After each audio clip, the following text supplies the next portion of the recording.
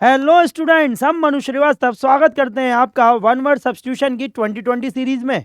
जी हाँ, जैसा कि आपको पता है कि इस समय हम लोग वन वर्ड सब्स्टिट्यूशन की 2020 सीरीज कंप्लीट कर रहे हैं। और देखिए आज वो कौन से इंपॉर्टेंट वन वर्ड सब्स्टिट्यूशन है जो हम आपके लिए लेकर आए हैं। और यदि आप इस सीरीज को मिस करेंगे तो आप बहुत सारे अच्छे वर्ड्स को भी मिस करेंगे।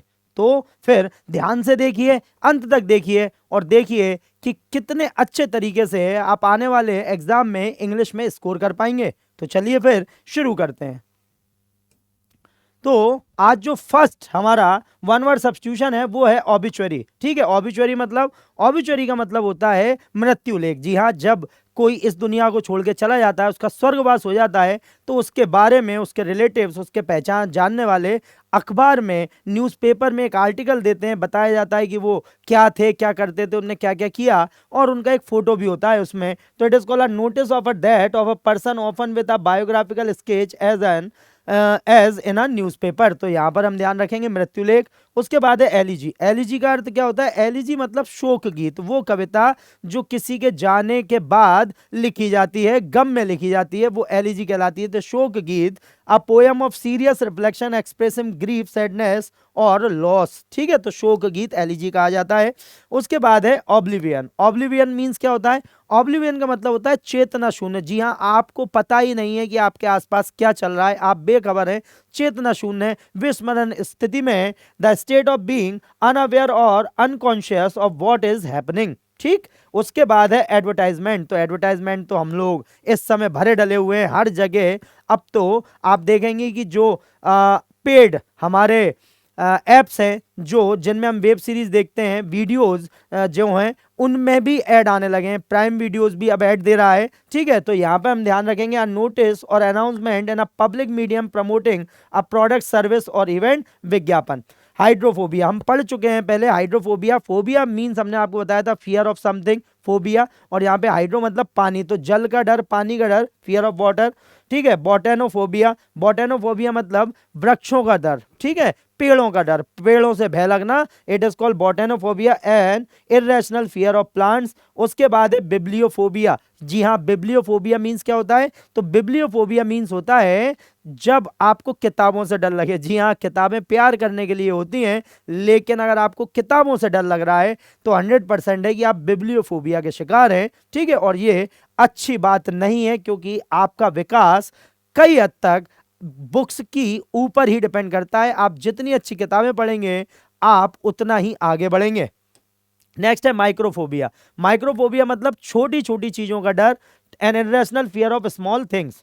एथीस्ट। एथीस्ट मतलब ऐसा व्यक्ति जो भगवान के अस्तित्व पे विश्वास नहीं करता, वो भगवान को नहीं मानता। तो it is called a person who believes that God does not exist. ठीक है, हेडोनेस्टिक्स। ठीक है, तो हेडोनेस्टिक मींस क्या होगा? A person seeking pleasure and self gratification. सुखवादी व्यक्ति जो अपने सुख के लिए कार्य करता है। ठीक है, केवल सुख चाहिए उसे, उसके पास इमोशंस की जगह नहीं होती। तो इट इज कॉल्ड हेडोनेस्टिक। उसके बाद है फैनाटिक। फैनाटिक मींस क्या होता है? फैनाटिक हमने आपको पहले भी बताया था कि फैनाटिक मतलब होता है एक ओवर एंथुजियास्टिक या एक्सट्रीम एंथुजियास्टिक, जो किसी चीज को बहुत ज्यादा पसंद करता है और उसके आगे दूसरों की जो भी फीलिंग्स है उन्हें नकार देता है। ठीक है, तो कट्टर जैसे अपन बोलेंगे fanatic, a person who is very enthusiastic about something to an extreme.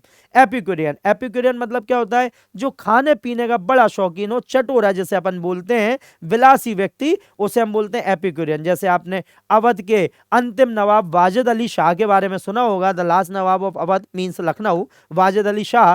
वो अपने खाने पीने की आदतों को लेकर, पार्टी करने की आदतों को लेकर काफी ज्यादा प्रसिद्ध हुए। एपिक्यूरियन लाइफस्टाइल थी उनकी। उसके बाद है इमिग्रेंट। इमिग्रेंट मतलब एक ऐसा व्यक्ति जिसे हम अप्रवासी बोलते हैं हिंदी में, जो क्या हुआ, अपने देश को छोड़कर दूसरे देश में चला गया। इट इज कॉल्ड अप्रवासी, immigrant. Traveller, a person who travels frequently. तो ऐसा व्यक्ति जो लगातार यात्रा करता रहता है, एक शहर से दूसरे शहर, एक देश से दूसरे देश, तो उसे हम बोलते हैं ट्रेवलर। ठीक है, उसके बाद है रेजिडेंट। रेजिडेंट मींस क्या होता है? तो रेजिडेंट का मतलब होता है निवासी, जो किसी पर्टिकुलर स्थान पर रहता है, किसी निश्चित स्थान पर रहता है। जैसे आप और हम सब कहीं ना कहीं के निवासी तो हैं ही। नेक्स्ट है रेफ्यूजी। रेफ्यूजी का मतलब होता है शरणार्थी, जो अपने देश को छोड़कर, है ना, किसी दूसरे देश में शरण लेने के लिए पहुंचा है। क्यों? क्योंकि उसके देश में या तो युद्ध चल रहा है या उसकी जान को खतरा है, इसी वजह से वो शरणार्थी है। जैसे अभी आप देखते हैं फिलिस्तीन, तो इसराइल जो है वो हमले पे हमले फिलिस्तीन पे कर रहा है, ठीक है, और वहां फिलिस्तीन के कई लोग जो है वो दूसरे देशों में जाकर शरणार्थी बन गए हैं। A person who has been forced to leave their country in order to escape war, है ना, और परसिक्यूशन और नेचुरल डिजास्टर। नेक्स्ट है एंटोमोलॉजी। एंटोमोलॉजी का मतलब होता है कीट विज्ञान, जी हाँ, इंसेक्ट का science, study of science of insect. उसके बाद है माइक्रोबायोलॉजी। माइक्रोबायोलॉजी मतलब the study of microscopic organism, सूक्ष्म जीव विज्ञान, छोटे जीवों का अध्ययन।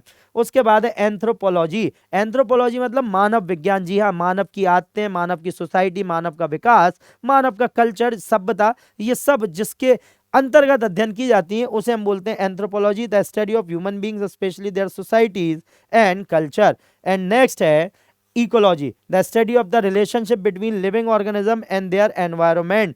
तो इकोलॉजी मतलब पारिस्थितिकी, हमारे आसपास के पूरे माहौल का अध्ययन, ठीक है, between living organism and their environment, ठीक है। तो देखा कितनी जल्दी हमने 20 हमारे वन वर्ड सब्स्टिट्यूशन करें, और इनमें से देखिए कितने ऐसे नए होंगे जो आपने अभी तक नहीं पढ़े होंगे, लेकिन आपके पेपर में ये पूछे जाते हैं। चलिए तो देखें इनसे क्वेश्चन कौन कौन से पूछे गए।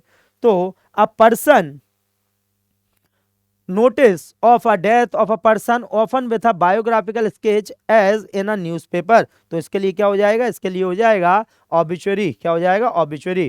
उसके बाद है fear of water। so fear of water means hydrophobia, ठीक। नेक्स्ट है person who believes that God does not exist. तो इसके लिए हो जाएगा एथीस्ट। और one who settles in another country, तो इसके लिए हो जाएगा इमिग्रेंट। क्या हो जाएगा? इमिग्रेंट, ठीक है। उसके बाद नेक्स्ट है the study of science of insect. तो इसके लिए हो जाएगा एंटोमोलॉजी। क्या हो जाएगा? एंटोमोलॉजी। तो देखा कितनी जल्दी तरीके से हमने क्वेश्चन भी सॉल्ट आउट किए और नए मीनिंग भी हमने सीख लिए। बस हमने जिस तरीके से आपको लास्ट क्लास में याद करने का तरीका बताया था, उसी तरीके से इसे याद कीजिए और देखिए कितना कुछ अच्छा होने वाला है आपको आपके साथ आने वाले एग्जाम में। जब तक के लिए अपना ध्यान रखिए। जय हिंद, जय भारत।